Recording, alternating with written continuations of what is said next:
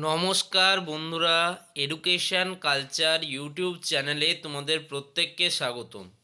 তো আজকে আমি আলোচনা করব অ্যাপ্লাইড ফিজিক্সের সাজেশন নিয়ে। Diploma first year first semester স্টুডেন্টদের জন্য অ্যাপ্লাইড ফিজিক্স কিন্তু খুব একটা ইম্পর্ট্যান্ট সাবজেক্ট এবং তোমাদের অনেক স্টুডেন্ট কিন্তু প্রত্যেক বছর এই সাবজেক্টটাতে কিন্তু ব্যাক পায়।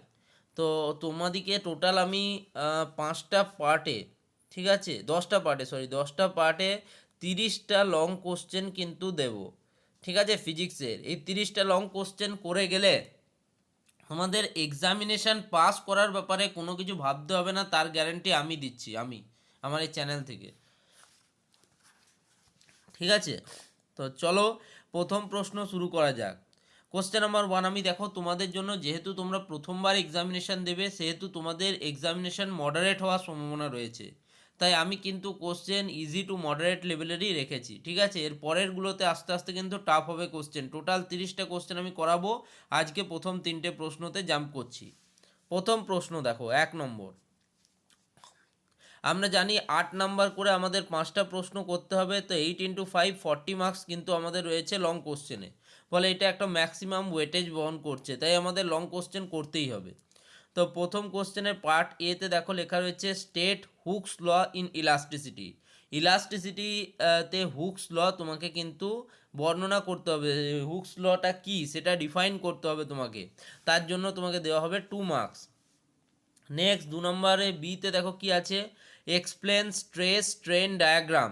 স্ট্রেস স্ট্রেন ডায়াগ্রাম তোমাকে এক্সপ্লেন করতে হবে, ইন্ডিকেটিং দেখাতে হবে proportional elastic limit, yield point, ultimate strength and breaking stress, এগুলো কিন্তু তোমাকে দেখাতে হবে। অর্থাৎ স্ট্রেস স্ট্রেন ডায়াগ্রাম অঙ্কন করতে হবে, সেখানে এই পয়েন্টগুলোকে ইন্ডিকেট করতে হবে এবং সে সম্বন্ধে বিস্তারিত এক্সপ্লেন করতে হবে। এতে রয়েছে 3 মার্কস, ঠিক আছে। নেক্সট সিতে দেখো, if the volume of a wire remains constant, যদি একটা ওয়্যারের ভলিউমকে কনস্ট্যান্ট রাখা হয়, when subjected to a tensile strain, একটা টেনসাইল স্ট্রেনের সাবজেক্টের উপর, what will be its Poisson's ratio, তার পয়জনস রেশিও কী হবে। অর্থাৎ এক কথায় পয়জনস রেশিও ক্যালকুলেশন করতে বলা হয়েছে, তাতে থাকছে 3 নাম্বার, অর্থাৎ টোটাল 2 + 3 + 3 অর্থাৎ 8 নম্বরের কিন্তু এটা একটা কোশ্চেন, এবং এই কোশ্চেনটাকে তোমরা মোস্ট ইম্পর্ট্যান্ট কোশ্চেন হিসেবে রাখতে পারো। ওকে, নেক্সট দেখো 2 নম্বর প্রশ্নতে চলে যাচ্ছি। এতে দেখো কি আছে, স্টেট পাস্কেলস ল। পাস্কেলস ল তোমরা পড়েছো চাপের ক্ষেত্রে, ফোর্সের ক্ষেত্রে পাস্কেলস ল কিন্তু খুব ইম্পর্টেন্ট। তো সেই পাস্কেলস ল তোমাকে এক্সপ্লেন করতে হবে বা স্টেট করতে হবে, তার জন্য রয়েছে 2 মার্কস।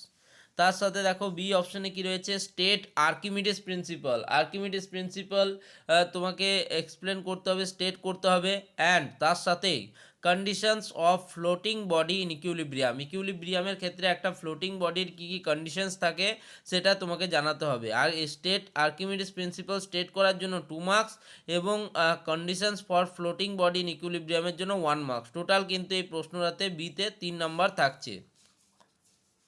নেক্সট সিতে দেখো আরও একটা পার্ট রয়েছে কোশ্চেনটার, what do you mean by streamline flow and turbulent flow. Streamline flow এবং টার্বিউলেন্ট ফ্লো বলতে কী বোঝো।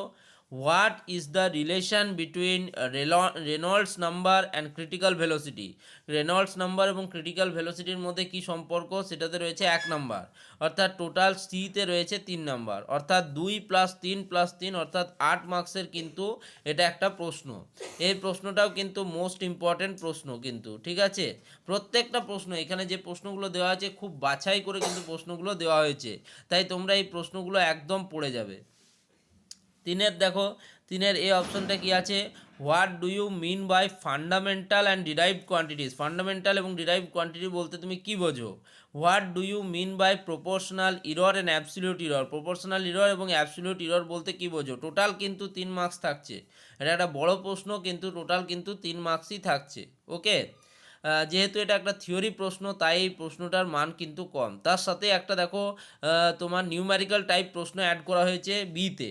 কি বলছে, বলছে the time period T of a pendulum may depend on mass of the bob, যেটা সেই নিচে ঝুলে ববটা তার মাসের উপর ডিপেন্ড করতে পারে, যেটাকে এম ধরা হচ্ছে। Effective length of the pendulum, পেন্ডুলামের ওয়্যারটার কত লেন্থ রয়েছে তার উপর ডিপেন্ড করে। And acceleration due to gravity, এবং পৃথিবীর যে অভিকর্ষ বল তার উপরেও কিন্তু সেটা নির্ভর করে। By the principal of homogeneity, হোমোজিনিটির যে প্রিন্সিপাল রয়েছে, সমমাত্রিক নীতির যে প্রিন্সিপাল রয়েছে সেই অনুযায়ী। তো প্রুভ দ্যাট, তো সেখান থেকে তোমাকে প্রমাণ করতে বলা হয়েছে T equals to K into under root of L by G. এখানে এল কি বললাম, length of the pendulum, G হচ্ছে অ্যাক্সেলারেশন ডিউ টু গ্র্যাভিটি, তাহলে T equals to K under root of L by G, where যেখানে K is a dimensionless constant, এখানে K হচ্ছে কিন্তু একটা মাত্রাহীন রাশি। ঠিক আছে, তো এই প্রশ্ন, এই তিনটে প্রশ্ন কিন্তু খুব ইম্পর্টেন্ট আজকে দিলাম, তোমরা এই তিনটে প্রশ্ন আজকেই রেডি করো, তোমাদের খাতায় উত্তর রেডি করো। দেখো উত্তর তো এখন এত তাড়াতাড়ির মধ্যে দেওয়া সম্ভব নয়, আর উত্তর দিতে গেলে প্রচুর পার্ট কিন্তু বেরিয়ে যাবে, ফলে অতটা সময় কিন্তু আমার কাছে এই মুহূর্তে নেই। ঠিক আছে, তো যাই হোক, আশা করব তোমাদের এই প্রশ্নগুলো কাজে লাগবে। ধন্যবাদ সকলকে।